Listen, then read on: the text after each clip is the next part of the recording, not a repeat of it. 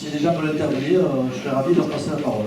C'est important de pouvoir avoir cette proximité et ces échanges. Quel est toujours eux qui commence, après ça va mieux. On a posé une question. On a parlé du maintien de la vigne, en fait.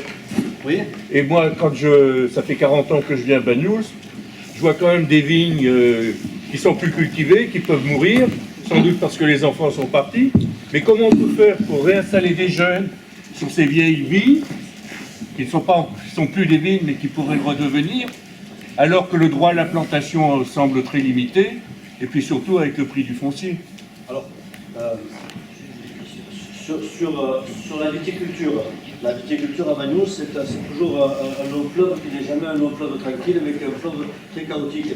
Et la ville de Banyuls-sur-Mer, la viticulture a vécu de nombreuses crises et de nombreux événements. Nous sommes au cœur d'une eau qui est très importante, qui dure depuis longtemps, trop longtemps, et qui a vu la désaffection d'enfants du pays et de gens pour venir s'installer ici.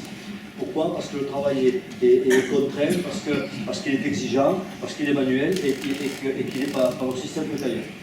Néanmoins, nous, la commune, on a quelques leviers sur lesquels on peut assister, aider, porter la viticulture. On les a identifiés avec les viticulteurs, je vais en parler très rapidement.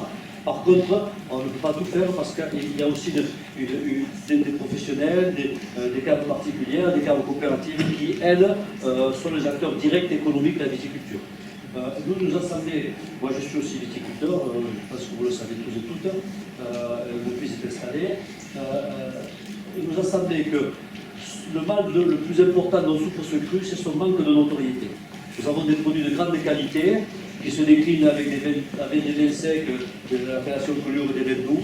Par contre, on a des prix qui sont élevés compte tenu des contraintes et du coût de production que nous avons. Et c'est vrai qu'en face de ces prix, on manque de notoriété. Donc, on l'a identifié depuis très longtemps avec les viticulteurs. On est en train de mener au niveau communal et intercommunal deux actions. Une, c'est d'essayer de mettre en place la construction en tout cas la réalisation par la construction, parce que ces bâtiments existent, d'une école de sommellerie en lien avec le lycée agricole d'Argelès, qui pourrait se faire sur deux sites, le site de Thuir, parce qu'ils avaient ce projet aussi dans les anciennes Caves-Bières, et le site du Masselech à Banyuls-sur-Mer. Cette école de sommellerie traiterait particulièrement des vignobles de montagne et vignobles de Méditerranée. Elle aurait vocation à être régionale et maintenant dans la grande région.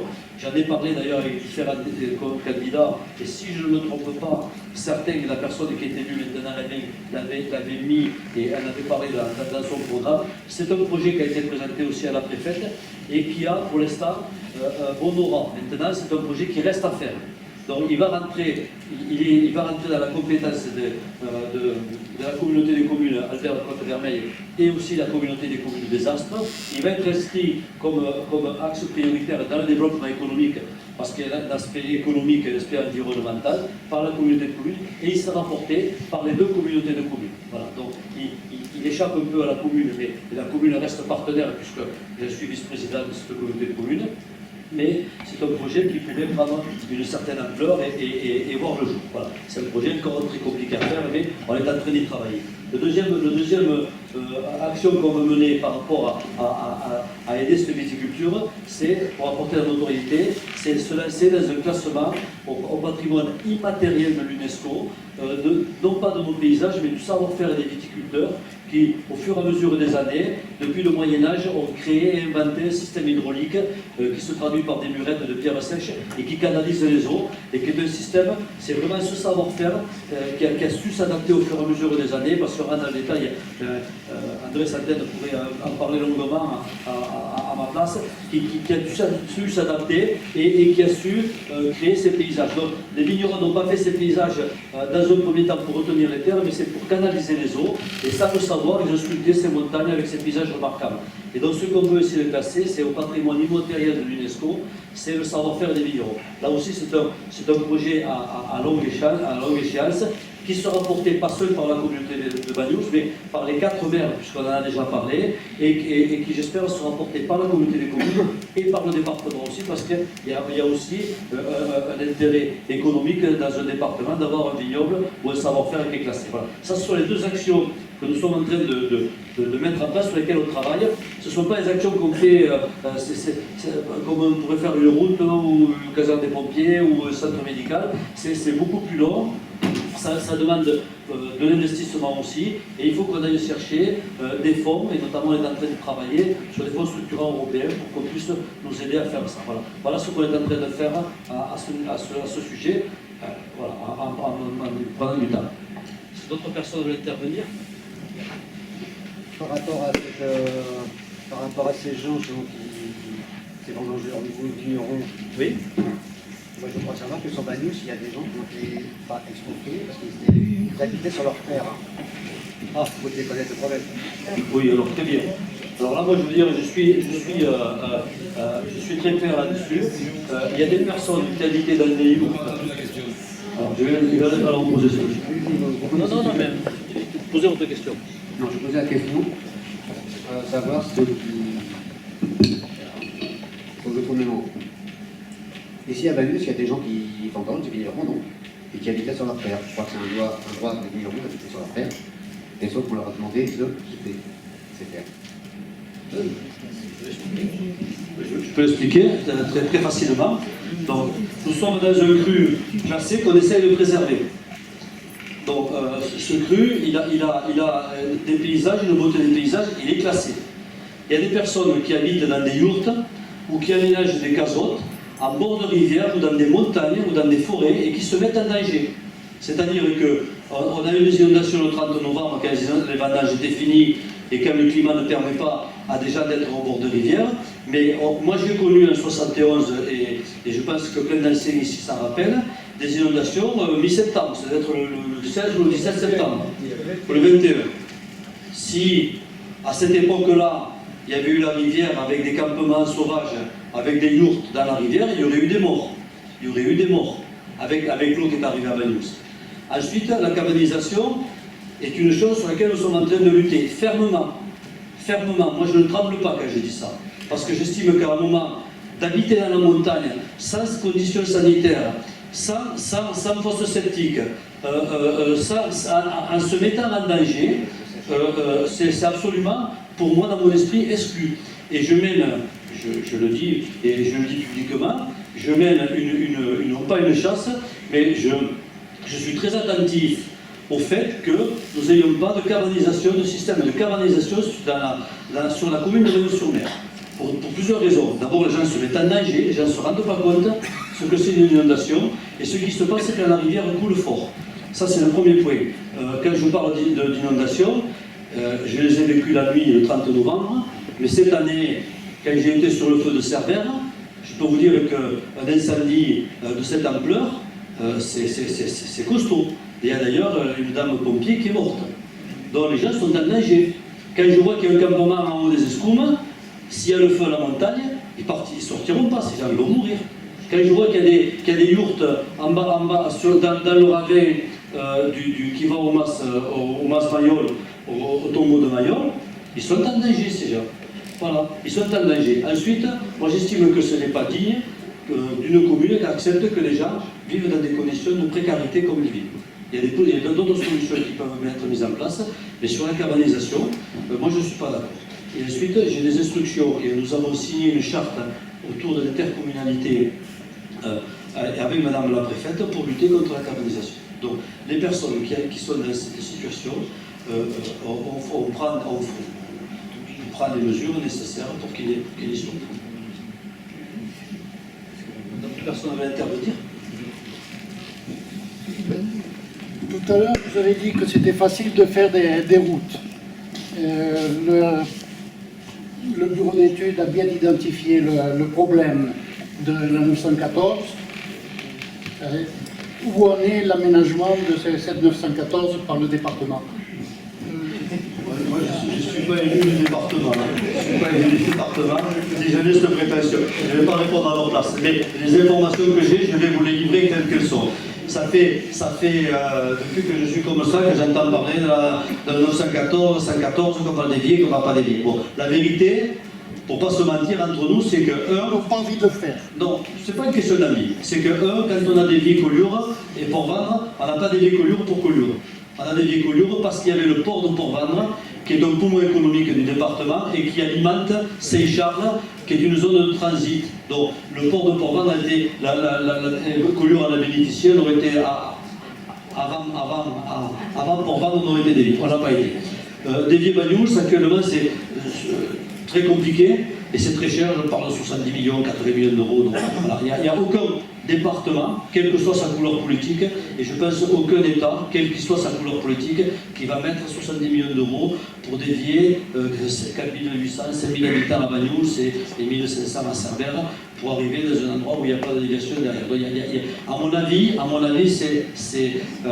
les grandes déviations, ces grands travaux, moi je n'y crois pas. Après, peut-être que si on avait un jour un président de la République et qu'il soit issu de nos quelques villages, pourquoi pas.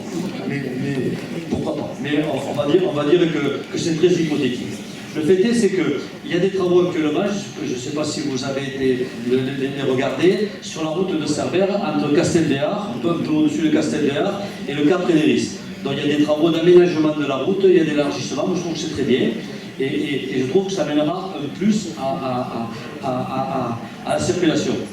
Il y a un projet qui normalement devrait se faire dans les 3-4 ans qui arrivent, 2-3 ans. La date exacte, je ne sais pas, c'est le doublement du tunnel de Poly.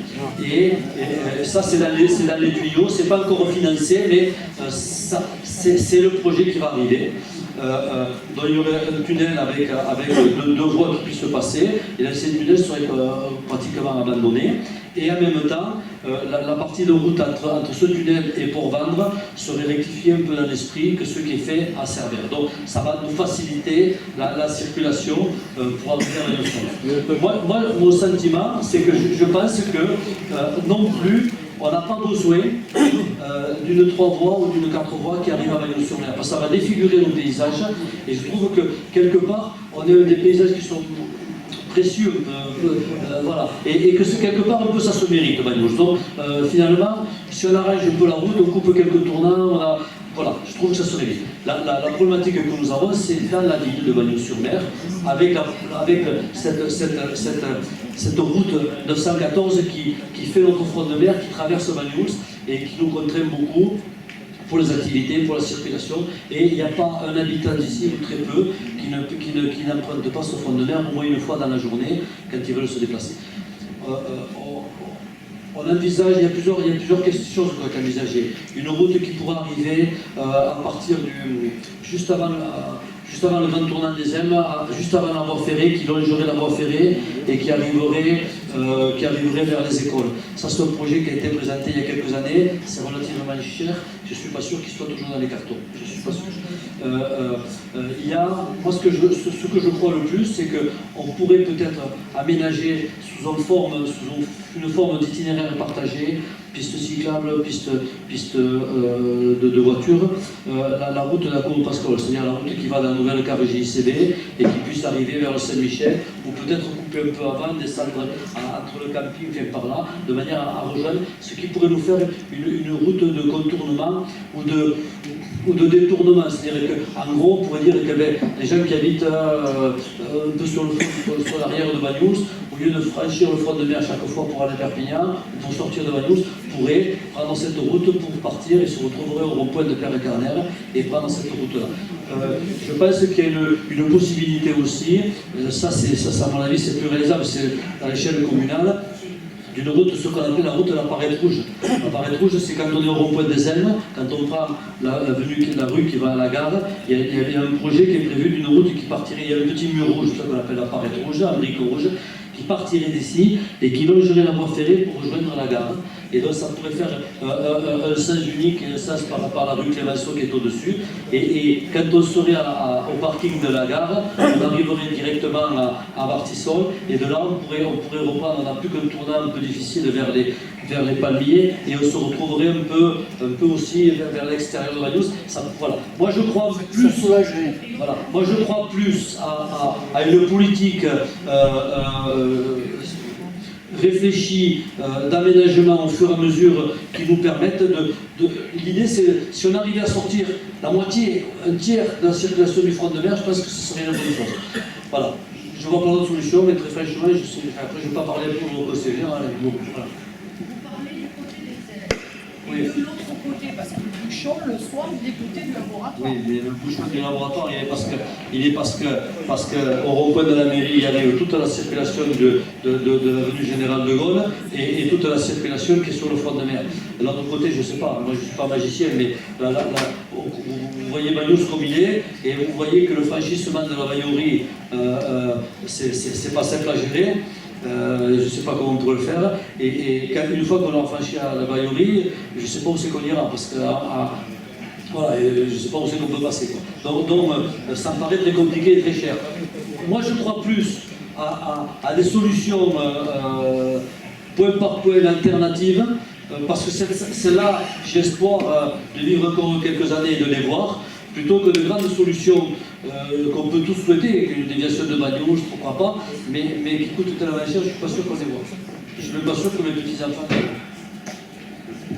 L'élargissement peut-être de la route des masses, non, peut-être. Revoir un peu à certains endroits, c'est possible. Et puis la refaire propre, parce que depuis les inondations, c'est quand même un peu, Alors, difficile. l'élargissement de la route des masses, on va dire très simple, il y a le fougère qui habite sur la route des masses, voilà, donc qui est une fougère qui n'existe que à cet endroit, et dans la route des masses, même vous riez, moi je pense que c'est une chance, donc très franchement. On peut le penser comme on veut, parce que, monsieur l'a dit, mais on a beaucoup de biodiversité et on a un territoire qui est très riche. Et ça veut dire que si cette fougère existe encore, c'est que les gens de Banyuls ne sont pas tant des pollueurs que ça. Parce qu'il y a plein d'endroits où le devait être et que les gens l'ont tué. Et nous, si encore en 2014 elle est là, c'est que finalement, nos anciens, on n'a pas été si mauvais que ça et qu'on a réussi à la maintenir. Peut-être qu'on a fait autre chose, mais en attendant, on a cette fougère, elle existe. Donc, la route des masses, pour faire ton rapport, elle est située, elle est classée, donc compliquée à aménager. Et je ne vous expliquerai pas mes péripéties pour faire un enrochement que je n'ai pas encore fait, mais qui est très compliqué. Donc, elle est classée. Et ensuite, il y a des espèces qui sont protégées et donc qui entraîneraient des demandes d'autorisation au ministère de destruction d'espèces protégées. Je pense que ce n'est pas le cas d'y penser. Ça, c'est le premier point. Et moi, je pense que cette route des masses, pour moi, dans mon sentiment, elle n'a pas vocation non plus à être un grand axe routier. Elle a vocation à être ce qu'elle est, à peut-être un peu arranger quand on peut l'arranger dans des endroits, et que ce soit une route transfrontalière tranquille qui nous amène comme ça. Simplement, juste pour information, j'en reparlerai pour les deux. La route des masses a été longuement affectée par les inondations, dont il y a un programme de réparation qui va être mis en place, qui est en train de se mettre en place, mais seul on ne peut pas le faire. Pourquoi? Parce que moi j'ai beaucoup râlé pendant les inondations en disant les choses suivantes. Cette route elle est communale, mais elle est transfrontalière, elle est empruntée par des Espagnols qui viennent travailler en France ou qui viennent se promener en France, et beaucoup par des gens de la côte qui, quand ils sentent qu'il y a trop de bouchons, passent par là pour aller à Figueras, au Pertus, voilà, Jonquière, faire les courses. Donc est-ce que c'est normal que ce soit seuls les 4800 habitants de Banyuls-sur-Mer qui l'entretiennent à la limite, mais qui en payent les grosses infrastructures avec vos impôts locaux? Moi, ça me paraît compliqué. Et en plus, ça me paraît peu réalisable, parce que si on met tout notre argent là-bas, on a tellement de retard déjà dans nos rues qu'on ne pourra rien faire, et on a besoin aussi d'arranger ces vélos et de sourire. Donc, j'ai pris mon bâton de plein oreille, j'ai plaidé la cause de cette route des masses. Je pense que j'ai été entendu en partie, pas en totalité, parce qu'on demande toujours beaucoup. J'ai obtenu du département, et je remercie, je le dis publiquement à Michel Mouly, mais je le redirai à des deux, où on a fait un itinéraire où cette route des masses va être prise dans un itinéraire partagé, en partie par le département, en partie, pas en totalité malheureusement. Et donc la partie qui a en bas du col de Banyuls jusqu'à la résine de Cornette, elle va être cimentée, bétonnée, de manière à ce que si la rivière saute, parce qu'elle est très étroite à ce moment-là, ce qu'elle a fait la dernière fois, elle a arraché toute la route. Donc pour que la route serve de cours d'eau et qu'elle ne soit pas arrachée, elle sera bétonnée. Ça c'est pris en compte par le Conseil général. C'est 250 000 € qui vont payer pour nous. Donc c'est très bien, moi je vais les en remercier, mais c'est une action que nous avons menée. La deuxième partie qu'on est en train de régler, c'est l'enrochement entre l'asile de Cornette, qu'on a juste fait après, on a eu des travaux qui ont arrêté pour différentes raisons, on ne va pas rentrer dans les détails, et qui j'espère vont reprendre. Et Madame la préfète m'a donné une subvention exceptionnelle de 120 000 € que je suis allé demander, bien sûr, pour qu'on puisse goudronner, alors le plus loin possible, je ne sais pas si on arrivera jusqu'au pont du Mazaxer, mais de l'Alzé de Cornette jusque le plus loin possible pour arranger cette route, parce qu'il me semble que cette route est très abîmée en amont et en bas un peu moins. Ça n'empêche pas, je le dis pour les gens du Mas ici, et puis pour ceux qui nous verront à la télé si ils ont la patience d'écouter tout ça, c'est qu'à un moment, il faudra bien qu'on refasse cette route. Et que j'espère bien aller pleurer, demander et voir comment on peut faire pour aider, parce que ce serait juste, ça me paraît juste qu'on nous aide sur cette route. D'autant que du côté espagnol, c'est impeccable. Oui. Mais vous savez, les Espagnols ont fait à des périodes où ils ont peut-être eu des crédits européens, et peut-être que nous, on n'a pas su à l'époque, pas pu, ou pas imaginer monter des opérations transfrontalières, Interreg, avec eux, parce que je suis persuadé que la route du col de Banyuls, c'est pas les gens d'Espogne ni de Ramos qui l'ont payé. Ça, je suis pratiquement certain. Et je suis presque certain, je ne vais pas avancer beaucoup, que les fonds européens y ont contribué pour beaucoup. Voilà. Est-ce que nous, on a su le faire avant? Non. Écoutez, c'est comme ça. Pour l'instant, on est dans cette démarche-là. Dernièrement, sur le courrier, j'avais des contacts avec comment ça s'appelle, monsieur? Là, je veux dire, actuellement, le poste qu'il y a, il y a des zones qui sont ouvertes. Moi, je ne suis pas technicien, mais j'arrive à peu près à le comprendre maintenant. Donc, ce sont des zones qui sont ouvertes en ND, ça veut dire zones qui, zones qui sont à aménager. Bon, et on a un potentiel de construction qui est énorme à Banyuls, parce que tout le monde a voulu essayer d'ouvrir un peu plus de zones, pourquoi pas. Mais la vérité, c'est que d'abord, on n'a pas la demande. Parce que si on regarde en général sur le département et sur nos villes ici, Cerbère perd des habitants, Port-Vendres perd des habitants, Collioure est à peu près comme nous, il y a les deux seules villes qui arrivent à peu près à augmenter un peu, ou à se stabiliser, c'est les deux villes. Mais il n'y a pas tant que ça une demande pour progresser dans les villes. Donc la demande n'est pas si forte que ça, et si elle existe, la demande, elle est quantifiée à 1%. Donc je ne pense pas qu'il y ait une demande d'urbanisation si importante que ça. Même si on a besoin de continuer à construire. Mais la vérité, c'est que peut-être on a 60 hectares ou 50 hectares ouverts actuellement à la construction sur Banyuls-sur-Mer, et que quand on aura fini le PLU, mais ça, il faut que. C'est bien que tu poses cette question parce qu'il faut que tout le monde l'entende. On aura moins de terrains à bâtir qu'on en a maintenant. Ça veut dire qu'il y a des terrains, non pas qui sont à bâtir en zone U, ils ne seront pas touchés, ceux-là, mais les zones 1, 1A, 2, 1A, 3, 1A, donc à urbaniser. Il y a certainement de ces zones-là qui ne seront plus à urbaniser. Pour toutes les questions qu'on a expliquées ici, pour le fait de la mobilité, de l'accessibilité à la ville, de la consommation d'eau, des parkings, etc. Voilà, donc on est là, 1500 logements sur les 4 communes sur les 15 prochaines années. Voilà, 1500 logements sur les 4 communes sur les 15 prochaines années. Ça fait 100 logements par an sur 4 communes. C'est pas la vérité, hein. Ça veut dire qu'on peut faire, l'échelle que je dis, elle n'est pas bonne, il faut faire un calcul plus affiné. Ça veut dire qu'on peut faire 20 à 30 ou 40 logements par an. Voilà. Donc vous voyez que c'est pas beaucoup. Donc on ne va pas avoir un document en sortant de la révision du PLU qui va dire vous pouvez amener à Banyuls 1000 habitants. Non. Hein. La vérité, c'est qu'à Banyuls, on va amener ou pas. On a une marge qui va être entre 100 et 300 habitants. Voilà. Et on en est là. Hein. Et pour moi, c'est pas si mal que ça. Mais je m'excuse, mais moi je faisais un petit peu la différence sur le pôle économique. Tout à l'heure, ça a été souligné. La viticulture est un pôle économique, le tourisme est un deuxième pôle économique. Et le tourisme demande avoir certaines possibilités de construction. C'est à ça que je vais refaire. Est-ce que ce n'est pas intéressant de développer ce thème économique qui est la résidence secondaire à travers le tourisme? Oui, c'est intéressant, mais il faut moi je pense qu'il faut le développer un peu à notre image et en fonction, parce que moi je suis un homme de tourisme, toute ma vie j'ai vécu le tourisme, vous le savez tous ici, j'ai vécu hôtelier, restaurateur, vigneron, vente du vin, vente des chambres d'hôtel, donc voilà. L'idée c'est que il faut qu'on arrive à se développer à notre échelle, parce que notre attractivité, elle n'est pas dans un développement open, ouvert. Quoi. On n'aura jamais ici la capacité d'avoir 100 000 visiteurs. Et bien sûr qu'il faut surtout pas. Par contre, il faut là où on doit travailler, on doit gagner des parts de marché, c'est sur l'allongement de la saison. c'est sur la qualité qu'on mettra dans notre photo touristique. La logement de la saison, on y travaille avec la maison de la randonnée, où on est en train d'accélérer sur la randonnée, parce qu'on a le paysage vignoble de montagne et d'arrière-pays, vignoble de moyenne montagne, très attractif pour les randonneurs.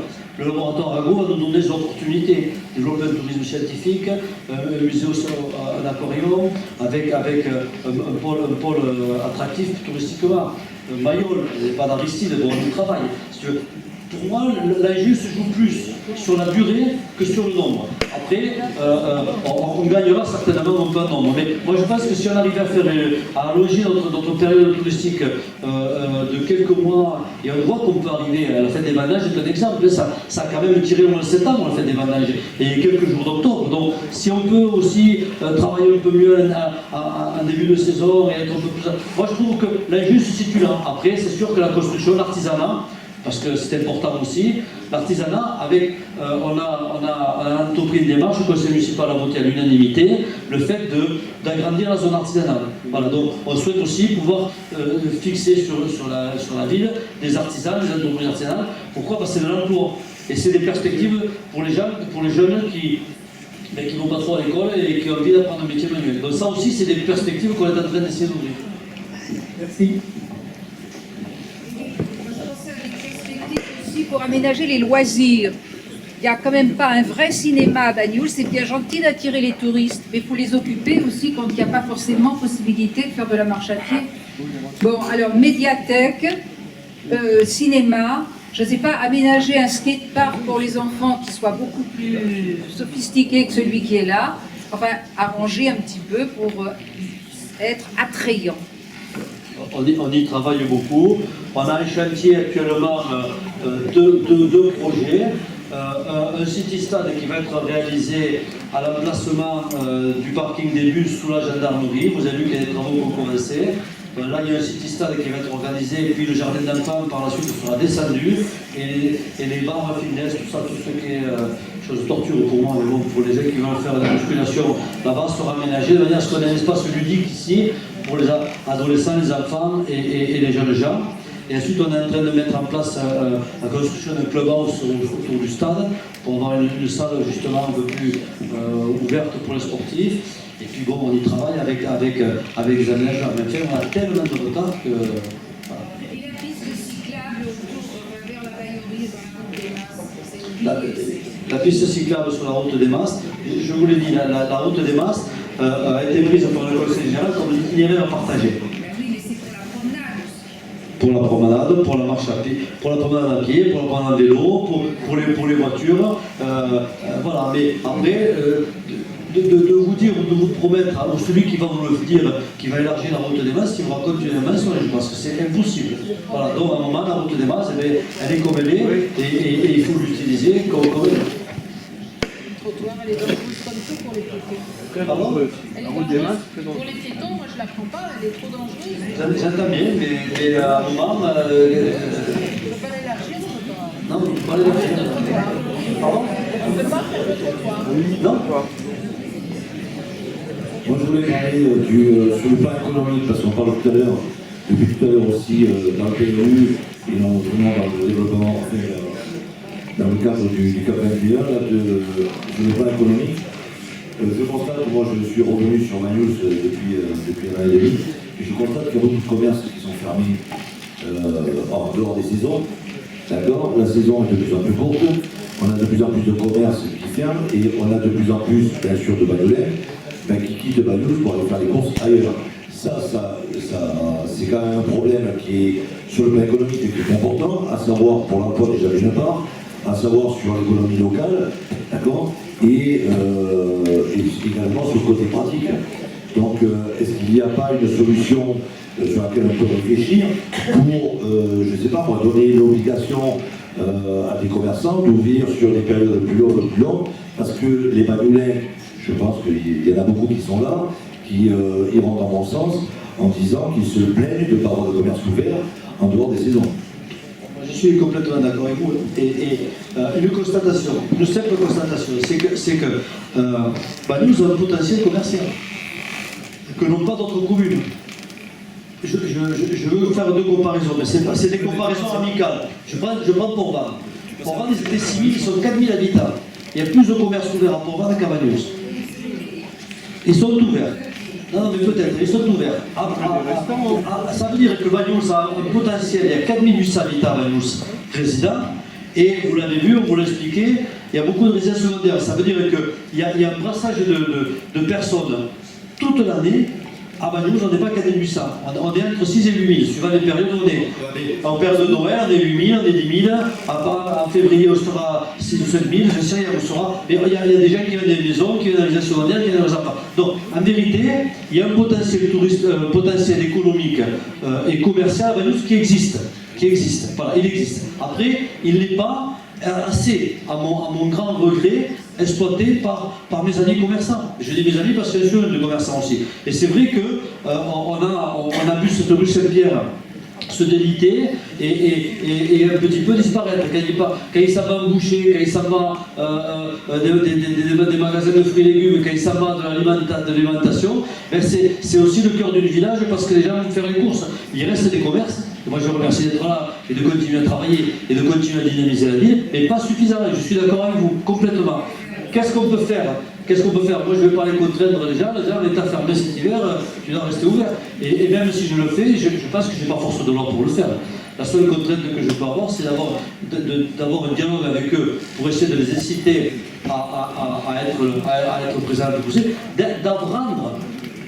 de rendre cette ville la plus attractive possible pour qu'ils viennent s'installer des commerçants. Si les anciens, si ceux qui sont là ne veulent pas travailler, s'il y a d'autres qui dynamisent la ville, eh bien, tant mieux. Non, je suis d'accord là-dessus, mais je pense quand même que la politique de la mairie devrait être aussi d'aider les commerçants qui sont ouverts l'année, déjà d'une part, à pouvoir tenir le coup. Parce que pour ma part, là je parle pour mon cas personnel, je suis le seul ouvert le lundi dans la rue commerçante, dans la rue piétonne quand même de Banyuls. C'est quand même un truc de malade. Et d'autre part, et ça je t'en ai déjà parlé Jean-Michel, le marché, bon sang de bonsoir, on devrait faire au fond là devant Novelty, pourquoi on ne le met pas dans la rue piétonne? Je parle hors saison, parce que c'est quand même un non-sens. On est dans une rue piétonne commerçante et on a le marché qui est ici à 300 mètres plus loin. Donc les gens viennent ici, mais ils ne vont pas forcément, je veux dire, dans la rue piétonne.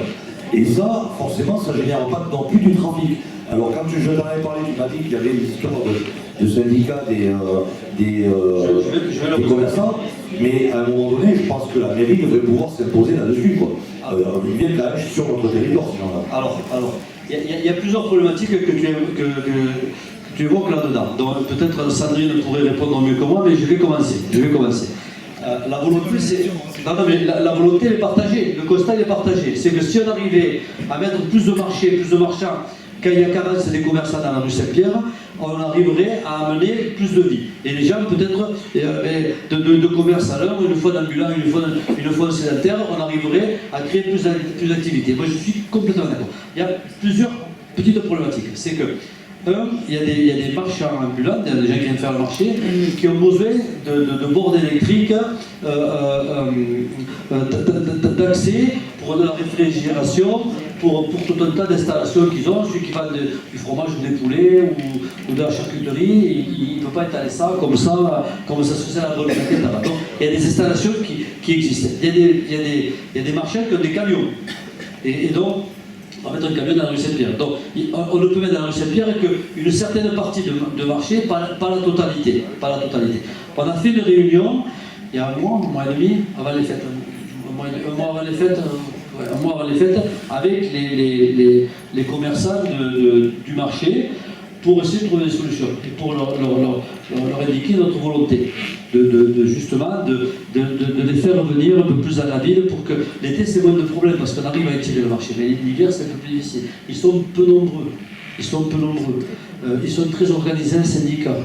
Donc on a deux problématiques, c'est qu'à un moment on a des gens qui ont aussi force de l'eau parce qu'ils sont aussi protégés et c'est tant mieux comme tout le monde.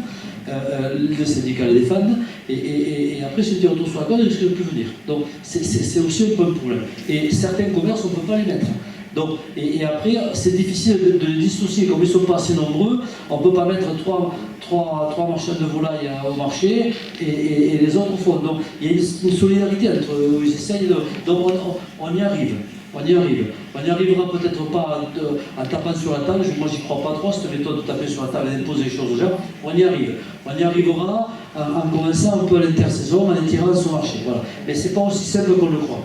C'est pas en disant le maire c'est le public, il fait ce qu'il veut. Non, ça se passe pas comme ça. Et il faut qu'on procède. Moi, je crois beaucoup au dialogue. Je pense qu'on y est. Ça se passe bien, et on est en train d'étirer ce marché et d'essayer de le faire revenir par la rue Saint-Sébastien, c'est ça, pour qu'il arrive à la rue Saint-Pierre et qu'on arrive au moins à avoir un parcours rue Saint-Pierre, rue Saint-Sébastien et l'enceinte du marché qui pour certains marchands, pas la totalité, celui qui vend des olives, il n'a peut-être pas besoin de frigo. Par contre, celui qui vend la charcuterie a besoin d'un frigo, celui qui vend du fromage aussi. Voilà. Donc, le textile, on n'a pas besoin. Oui, mais après, si je mets celui des olives tout seul à la rue Saint-Pierre, il ne va pas y aller. Parce qu'il est tout seul. Voilà, donc au moment, c'est un tout. Donc il faut. Moi je crois beaucoup à une chose par rapport au commerce. C'est développer la créativité de la ville. C'est essayer d'avoir une vraie réflexion sur la circulation, que les gens puissent accéder au commerce. C'est pour ça qu'on a mis les zones bleues. Les zones bleues, les amis, pourquoi? Parce qu'à un moment, les gens ne peuvent plus se garer à Banyuls. Et donc, le fait de faire des zones bleues, ça permet de se garer gratuitement pendant une demi-heure, d'acheter une bricole, un paquet de pain, un paquet de cigarettes, des médicaments, et de repartir. Donc, c'est un accès plus facile au commerce. Parce que si on ne met pas une zone bleue, si on ne les fait pas respecter, et les voitures qui arrivent, elles restent toute la journée, et puis personne ne peut se garer. Et donc, on ne peut pas accéder au commerce. Voilà. Moi, je crois à ça. Après, Banyuls, c'est compliqué, quoi. C'est très compliqué à gérer. Mais on essaie de faire un maximum. Mais après, moi, j'aimerais avoir à Banyuls, je te passe la parole, mais j'aimerais avoir à Banyuls, comme ils ont en Collioure, une association de commerçants forte et puissante, avec qui je puisse discuter. Mais ce n'est pas le cas. C'est pas le cas. Mais moi, j'aimerais bien avoir des vrais partenaires. Je ne dis pas que ceux qui ne sont pas des vrais partenaires, parce que Chantal elle fait tout ce qu'elle peut, et elle le fait bien, mais elle est toute seule pour être. Donc il faudrait qu'elle soit un peu plus soutenue, que cette association de commerçants vive et qu'elle soit force de proposition. Et moi je veux bien travailler avec vous et vous aider tant que je peux. Oui, bon, on ne peut pas comparer l'association des commerçants de Collioure, on en parlera. Mais avec cette Banyuls, c'est sûr. Moi je pense que la problématique à Banyuls, c'est la fréquentation des Banyulins dans le village, dans le cœur du village. Les gens, on a parlé de construction, de PSU, de pause, machin, on construit tout à l'extérieur. Donc automatiquement, les gens ils ont besoin de leur voiture. C'est pas malheureux. Avant, on allait à pied dans le village. Maintenant, il faut la voiture, donc il faut les parkings, il faut ce qu'il faut là. Quand ils sont dans leur voiture, quand tu habites à la Salette ou au Masfetch, que tu prends la voiture, et bien tu peux pas te garer à la voiture, il suffit la Argelès, il suffit la Port-Wallon. Et ça nous lie le commerce. On n'a pas un chat dans les rues en ce moment. Il n'y a personne. Les Banyulais ne consomment pas Banyuls. Et ce n'est pas par manque de dynamisme des commerçants. Je ne crois pas. Franchement, je ne crois pas. Moi, je partage tes constats, mais bon, c'est comme ça. Moi, je pense qu'il faut aller par étapes. Il faut dynamiser cette ville. Moi, je pense qu'il faut peut-être revaloriser les logements qui sont au centre-ville. Tout est fermé. Chantal, les logements qui sont au centre-ville ont été vendus par des Banyulais à des prix très élevés, pour pouvoir aller habiter à l'extérieur et se faire une maison avec un jardin. Oui, non mais c'est ça la vérité. Oui. Donc quand on dit, mais moi c'est pas un jugement parce que moi je ne les condamne pas, j'aurais fait pareil et peut-être je ferai pareil. Mais la vérité c'est que c'est nous-mêmes qu'on a monté le prix de l'immobilier parce qu'il y avait de l'offre et le demande en face et maintenant on est à l'habitat périphérique. Mais ça c'est un phénomène qui n'existe pas qu'à Banyuls, ça existe partout. Argelès, tous les centres urbains sont désertés. Tous les centres urbains, il n'y a pas qu'à Banyuls, on va partout. Mais c'est une. À Perpignan, regarde Perpignan, il n'y a plus personne à Perpignan. Et les gens qui ont vendu les maisons, les commerces, les maisons du Candoune, elles ont été vendues. Il y a peu de Banyulais qui ont acheté des maisons au Candoune. C'est tout des je ne vais pas dire un mot étranger, c'est tout des amis touristes, visiteurs qui viennent ici, qui ont acheté. Tant mieux, bravo, super, bienvenue, mais la vérité c'est qu'ils ne sont pas là toute l'année. Plus d'éducation qui sont ouvertes que les tout. Est-ce que d'autres personnes veulent intervenir? Une simple question. Est-ce qu'on nous garantit la pérennité des moyens de transport dont on dispose? Alors, le talon d'Achille de Bagnoul, c'est l'enclavement, je pense. Est-ce que le bus à 1 euro sera maintenu? Est-ce que, bon, le train...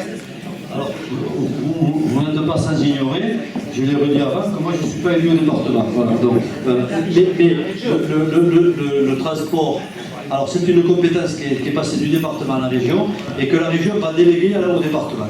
Donc je pense, hein, d'après ce que j'ai compris, après, voilà, mais je pense que c'est une volonté départementale de faire le bus à 1 euro. Donc, j'ai l'impression, et je le souhaite, mais je n'ai pas entendu dire qu'ils aient supprimé le bus à 1 euro. J'ai même entendu dire, et moi je suis hyper content, c'est qu'ils vont faire le train à 1 euro. Et le train à 1 euro, le transport urbain à 1 euro, c'est bien. Pourquoi? Parce que quand tu prends le bus pour la Perpignan, tu mets 1h30. Avec le train pour la Perpignan, s'il était à 1 euro, je ne dis pas le train des grandes lignes. Si tu as le train à 1 euro pour la Perpignan, à 25 minutes, tu es du centre-ville de Bagnols au centre-ville de Perpignan. Ça existe, mais il faut prendre des... Il faut réserver sur Internet, c'est très compliqué d'accès. C'est pas ça. Ne me dites pas que ça existe, je ne sais pas comment ça existe. C'est compliqué. Ça existe compliqué. Alors, moi, je vous garantis, on est d'accord. Mais après, la vérité, c'est que je pense que mes collègues élus ailleurs, ils travaillent là-dessus. C'est bien. Oui, moi je voudrais poser une question par rapport à la Baillerie, au stationnement dans la Baillerie. Je trouve ça fort dommage, c'est pas joli du tout, ça ne valorise pas du tout le Bagnols. Bon, je sais bien, mais il faut trouver une solution. En plus, c'est dangereux. C'est dangereux. Alors vous avez fait mettre des barrières pour ne pas avoir les voitures sur la plage, tant mieux. Parce qu'avant il y avait des barques quand même sur la plage, et pas les voitures. Ça je trouve ça très bien, qu'il n'y ait pas de voitures sur la plage. Mais alors, ce stationnement dans la Baillerie, il faut vraiment y réfléchir. Ça pourrait être un bijou cette Baillerie avec, voilà, moi je verrais très bien les bateaux qui remontent dans la Baillerie, elle travaille comme à 7. Quand vous allez à 7, vous avez... elle fait penser les choses un petit peu. Voilà. Alors, si je rêve un peu... je vais essayer de répondre, je ne vais pas essayer de répondre parce que... On peut rêver. On ne va pas mettre des gondoles non plus, quoique, ça serait sympa. Et il y a un vrai potentiel avec les gondoles, parce que c'est cher, les gondoles, ceux qui ont été à Venise. Simplement, par rapport à la Baillerie, sur la Baillerie, par rapport à la Baillerie, il y a une règle en parlant plus sérieux. Et je ne disais pas ça pour vous moquer, je dis simplement pour... Simplement, je ne vais pas vous annoncer le scoop, moi je suis persuadé que le stationnement dans le lit des rivières n'est pas pérenne. Voilà. Donc ça veut dire qu'à terme, ça va disparaître. Mais ça se fait. Voilà. Donc nous, on essaye de réfléchir et d'anticiper ça. Force est de constater qu'actuellement, on n'a aucune solution qui est proposée.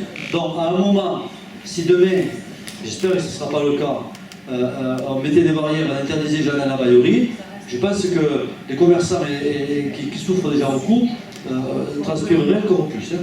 Ça serait très compliqué pour tout le monde, pour les commerçants, mais aussi pour les gens de Bagnols, parce que les gens qui vont jouer à la pétanque, les gens qui vont accéder à la plage, les gens qui vont au port, les gens qui vont faire de la voile, voilà. Donc à un moment, on n'a pas de solution. On est en train de réfléchir. Je pense qu'on va lancer une petite consultation là-dessus, sur un plan de circulation et de stationnement dans la ville de Bagnols-sur-Mer. Voilà. On a déjà quelques idées. L'idée, c'est de transformer cette Baillerie en trame verte. On a parlé de trame verte. Ça fasse une trame verte paysagère. Et moi, dans mon idée, c'est qu'on puisse avoir un moment, à l'intérieur de cette Baillerie, autour d'une trame verte paysagère, une déambulation douce qui puisse être cycliste, piétonne, etc. Pour amener les gens, pour sortir les piétons de la circulation et proposer une circulation douce à l'abri des voitures dans un cadre, pas idyllique, mais un cadre paysager. Voilà. Donc, ça me paraît une piste qu'on est en train de rechercher. Quand on parle de piste cyclable et compagnie, là peut-être qu'il y a un potentiel. On ne sait pas encore. Moi je m'avance, c'est ce que je dis, mais c'est pas acté. Mais c'est ce qu'on voit. Quand on lève la tête, on se dit c'est peut-être là qu'il faut qu'on aille. Il faut qu'en même temps, on puisse trouver des solutions de stationnement. Parce qu'on ne peut pas dire du jour au lendemain, voilà, on supprime la baillerie, il ne se passe plus rien et vous débrouillez. Non, ça c'est pas raisonnable. Donc l'idée c'est de travailler sur cette trame verte, de travailler parallèlement à avoir une solution de stationnement et de faire l'un quand on a l'autre. C'est-à-dire que, mais la contrainte dans le temps, elle va nous être imposée.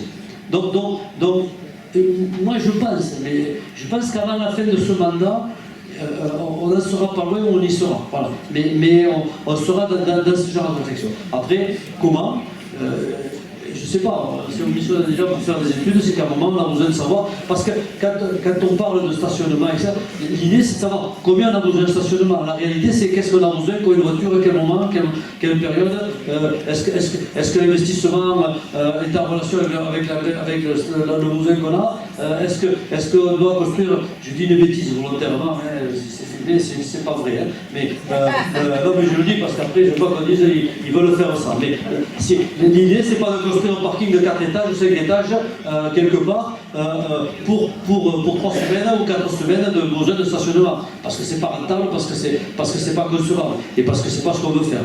Il faut qu'on trouve des solutions. Voilà, on est en train d'y réfléchir. Et on n'y réfléchit pas, parce qu'on va se faire aider des cabinets, et le conseil municipal s'y réunira, la commission d'urbanisme, on va y réfléchir et on va essayer d'avoir une proposition. Voilà. Après, la solution n'est pas simple, elle n'est pas simple du tout.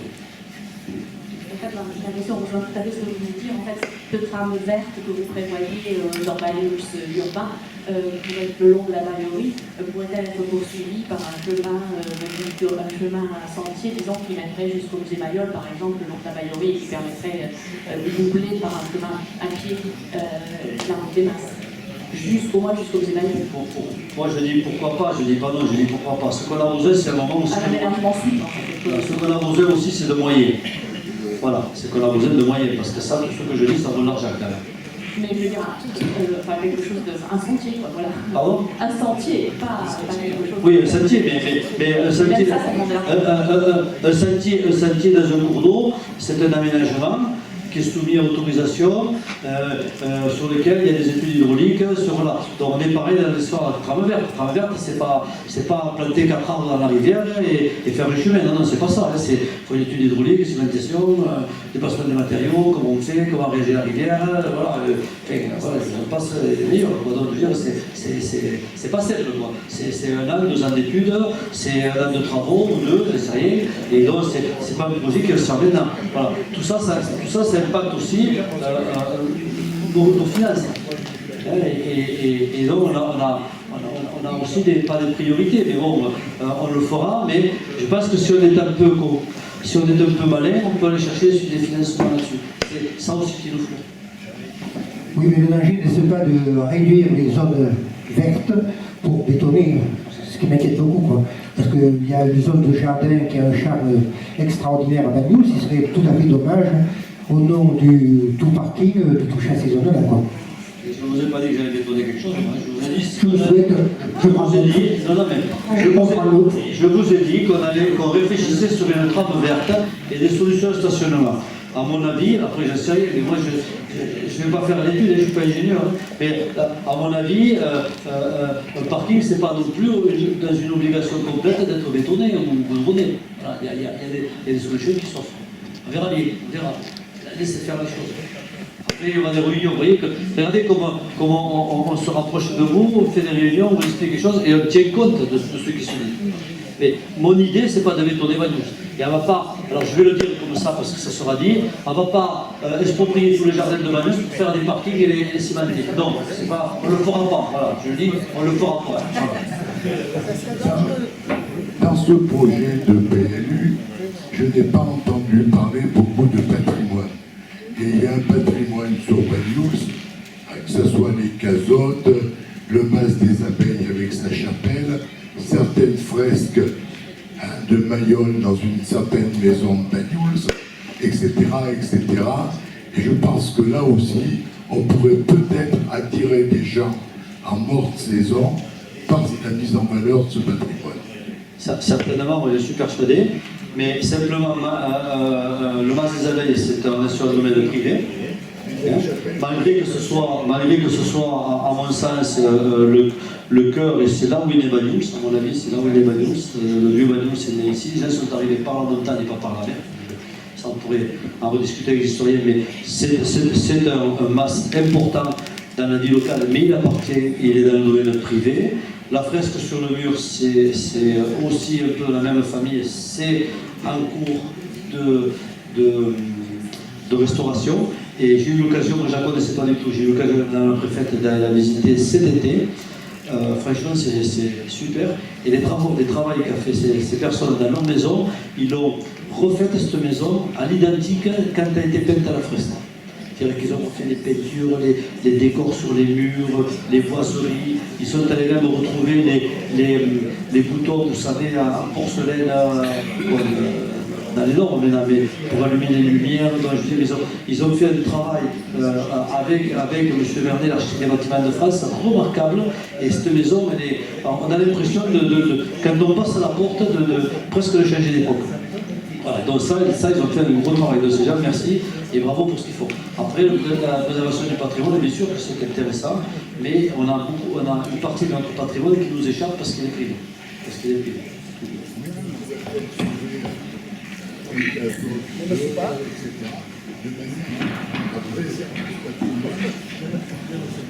Et les casottes, on fait ce qu'on peut, mais là aussi, ils sont privés, les casottes, ça appartient à vigneron. Oui, mais il y en a qui sont complètement à l'intendance, Voilà. Bon, je vois que quand on dit qu'une bonne réunion, c'est quand un bon discours, c'est quand les chaises ne tremblent pas. Je vois que toutes les chaises tremblent. Bonsoir à tout le monde, merci. Meilleurs vœux de bonne année.